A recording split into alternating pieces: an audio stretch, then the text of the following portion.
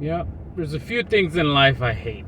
I don't hate a lot of things or places, but some of them are driving to downtown LA, driving to Huntington Park, especially on the weekends, driving to Costco, especially on the weekends, driving to LAX any day of the week, especially on the weekends, and any place where there is more than 10 people at one time, all at once. I just can't stand it. And guess where I had to go yesterday? Yep, to one of those places, the LAX. Oh man, the LAX. I hadn't been to the LAX even a few years before the pandemic, I want to say. So maybe 2018, 2019. The construction had already began, and it was already a mess. It was already a wreck. Ugh. Why do you think I have so many white hairs? I'm not even 50 yet, man. But yeah, went to the LAX yesterday, and it seems like they're almost done with whatever they're doing there. It seems like it. I mean, there seems to be a bit more progress than from whatever 3 years ago when I went. And I gotta clean my mirrors. That's another thing I hate. I'm pretty sure I mentioned in the last video, but I hate it when gardeners are blowing all the grass and dirt that they cut from wherever they're cutting, and it just lands on top of all the cars, and they don't even bother to blow off their mess. They just leave it there, and it just gets stuck on cars beautifully, like a beautiful mess. I always got to be washing my car at least twice a week. It's not that cheap. It's not that cheap. But I got the $5 car wash. But still, you know what? $5 adds up, man. You know, it's like a taco or two nowadays. Not even a burrito. It's like a taco right there. $5 for a taco. But like I was saying, LAX, they seem to have progressed in what they've been doing there. But man, oh man, that thing was bananas right there. BANANAS, bananas. We had to go to Terminal 3, Delta Airlines, and we figured out that it's on Terminal 3. So we had to find the parking spot, P3. And it was literally kind of like at the curve. I don't know if you know LAX, it's at that curve part at the center. We call it Apex, where Tom Bradley International section is found.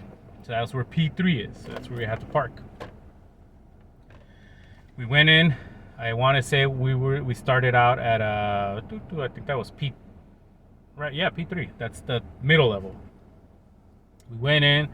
It was hectic in there. There was so many people. It was Monday night. So many people there, walking, parking, driving, moving around. It was nuts. Nothing on P3, so I went up to P4. Nothing on P4.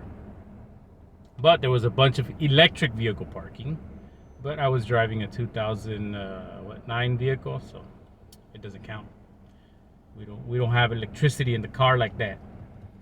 And we went to P5, which had a lot of parking, but it was very dark. It looked like something out of a setting of a scary movie, you know, when you shouldn't be there, but then the stupid kids still go in there, and then something bad happens because they're stupid. But, you know, we had no other choice. You have to park there. We're not stupid, though. Anywho, we were there. We parked. We had to get 2 of those little carts to get the luggage. They cost $8 each. And you can barely fit 2 normal-sized luggage things on there. So we had to get 2 of them. So we had 4 or 5. 3 big ones and 2 small ones, or 3 small ones. Man, I remember when I was a kid, and my family used to travel a lot. To Guatemala, LAX. We used to go to the airport a lot when we were kids, man. LAX was the best place to go. It was as good as Disneyland, I'll tell you that. And here's why. Those little carts, I don't know if you remember, if you collect those carts and take them back to the little push stand thing, each cart, the machine will reimburse 25 cents per cart. I don't remember how much they cost to rent them. But if you would bring them back, you would get a quarter. And back then in the 80s, a quarter was a lot for a little kid. And my cousins and myself, we would just run all over the place. LAX and Tom Bradley. And just grab all the empty carts that we saw and just took them back to the little return tote thingy, and we get a quarter each. So on a good LAX visit, we could probably come out with like $5. But even then, $1 was pretty good for somebody under 10 years old back then. But enough of those nostalgic situations. Now I don't think they give you anything. I didn't even try returning it because I was like, I don't want to be disappointed. Have my nostalgic memories just get smothered away by $8 a cart. So we went for P5, and so I looked out the bridge because we were at the elevator section on P5. I looked out to see if there was a bridge connecting any of the upper levels to the departing section. There was none. There was 2 bridges there, and they were all under construction. So it was safe to assume that we had to go all the way down to P1. We went on the elevator and went to P1. P1, dodged all that crazy traffic, and then we found the Delta airline section. And once we found the Delta airline section, we went. I had to go look for the elevators, and I found the elevators, and then we went to. I followed the little legend thing right there, and so we went to P3 again. So now we went back up to P3 on the Delta side. When I got there, because I guess because of all the post 9/11 changes, you could go in with your family members even to the boarding section, but now you can't. So we were at the boarding area, and because I had already done the check-in online, I thought that's, I don't fly a lot, so I don't know. I don't know the process, but I thought that was it. That was done. And so once we got into the P3, the boarding area, then some random worker told us we have to go down to P2 and check in our bags and whatever else. So we got back in the elevator, went down to P2, humongous, massive, chaotic line at Delta. So many people. And they got some kiosks there. Replaced humans, But there's still a human at each kiosk section, because these kiosks are not that I consider myself a pretty tech savvy person, but it took me a while. It was a learning curve for me to figure out everything I had to touch to check in all those bags. So I can't even imagine, I got there, right? I got to one of those kiosks, and by the time I was finished, the people that were already in the surrounding kiosks were still there.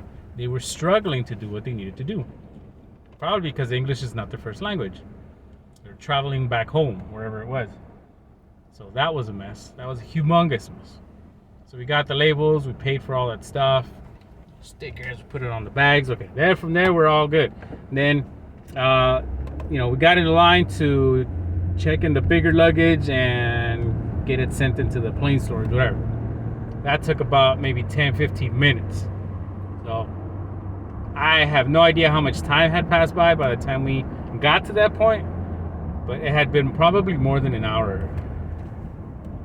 So we got those bags checked in, and then we go back up to P3 again. But when we were in P2, the whole floor smelled like cigarettes. Just cigarettes. It smelled like an ashtray in there. I was wearing my mask.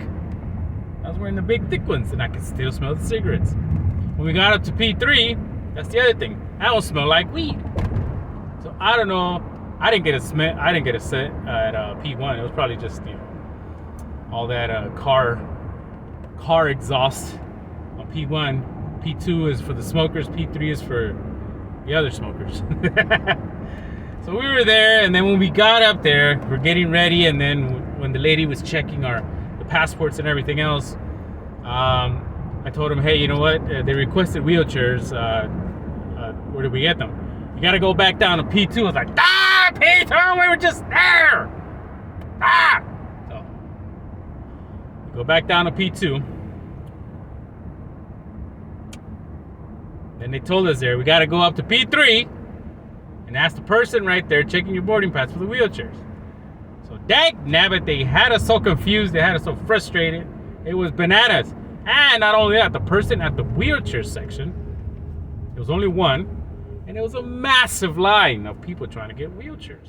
Massive. And not just the person who was requesting the wheelchair, but that person and their 10 family members each. So I was like, ugh, I need to get two wheelchairs.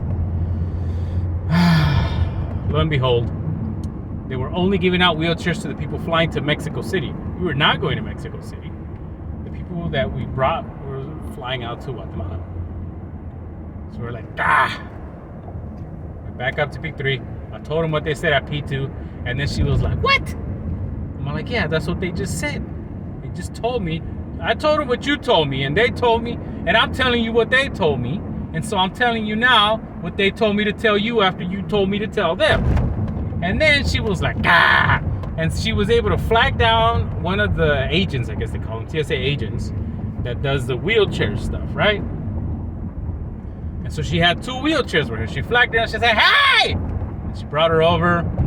And then I had to explain the situation to the wheelchair agent. And she was just frustrated. She was losing her mind probably from all that stuff that's been going on in the P2. And I had to explain, like, look, I got people here. I need two wheelchairs, and we requested it and stuff like that. But P3 set to P2, P2 set to P3, P3 set to P1, and P1 set to P2. That's it. And then she was just as mad as I was, frustrated. But I thanked her. I said, look, can you just take them? And then she's like, look, I can only take one person. I need another agent with me to take the second person, and that's not gonna happen because it's just me. I was like, damn, why you talking like that? Not for her. She didn't scream at me. She didn't scream. She wasn't yelling at me. But I was like, come on. You can take both. Can I go? And she's like, no, it has to be an agent. I was like, come on. I could be an agent. She's like, no, it has to be an agent. So she was starting to check in one of the persons. And she said, I take one and the second one got to follow me. It's right there. You got to do any walking. So I was like, okay, whatever. Let's do it. So I had to say some quick goodbyes to my loved ones. And that lady was just going bananas. I don't know if she got in trouble because I guess they got to assign them, to the person that's flying who's requesting the thing. So she started checking in one of the people that, they had to go in the wheelchair. The other person followed, and I was just losing my freaking mind in there. It smelled like weed, smelled like cigarettes, noise everywhere. Chaotic, people yelling. I started sweating, even though it was cold. It was like 10:30 or something like that. So that was it. Went back to the elevator, down to P1, walked all the way to the streetlight area, walked across, dodging all that traffic, got in the elevator, went up to P5, got in the car, went all the way down P4, P3, P2, P1.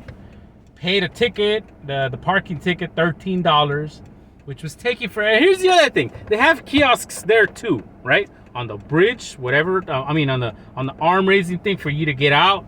They have kiosks there too, but for some reason, people don't know how to use them. One person there literally took 10 minutes, and even when the attendant got there, it still took another 5 minutes to try to figure out what the heck's going on.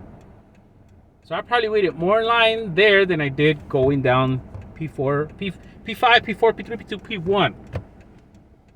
Why have kiosks if they make it so difficult for everyday people to use and still have attendance? What's the point of it? Why were you replacing humans in the first place if kiosks aren't easy to use? You know what I'm saying? It was easy for me, but even then, it wasn't taking my card.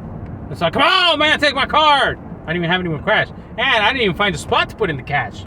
Speaking about that, when I was trying to get the cars, I put in a 5 and it wasn't taking a 5. So come on, man, just take the 5. And then take the 5. So I had to put a 20. And I put a 20 in there. And you know what? It didn't give me change in bills. It gave me change in dollar coins. In dollar coins. So it was like, bloop, bloop, bloop, bloop, bloop, bloop, bloop, bloop, bloop, bloop, dollar coin change, man. I was like, what? That's a lot. And I needed a second card, right? Like I said earlier, I needed the second card.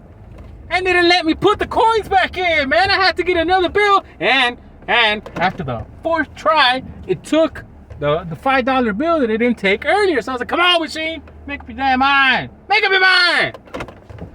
But yeah, man, it was bananas. I tell you, it was bananas.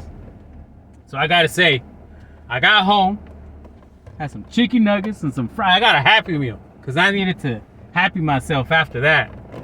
I needed to happy myself. I wasn't gonna take it, man. I was not gonna go to sleep angry and frustrated because of the LAX. I needed a Happy Meal. I needed to content my joyous little heart. All right, well, that's the end of my rant for now. Oh, my auxiliary is not working on my car, so I can't listen to my music anymore. So I will definitely be uploading more and more of these videos of my rants more often, just for your enjoyment. So if you like these kind of videos, consider subscribing. It's free. All it takes is just one little from your mouse or from your fingertip onto your screen. It's free. I ain't charging you. If you want to hear if you want to hear mindless ranting, it's free. If you like it, hit the like button. You want to ask me a question, ask me in the comments below, and I will answer. I will. Not a bot, not an employee of mine, because I don't have any. I will answer. Just ask the question down there. Bada bing, bada boom. And if you enjoyed it, share it. That's all you gotta do. Simple. I ain't asking for much, am I? Help a brother out. Help a brother out. All right. Peace. Thanks for watching.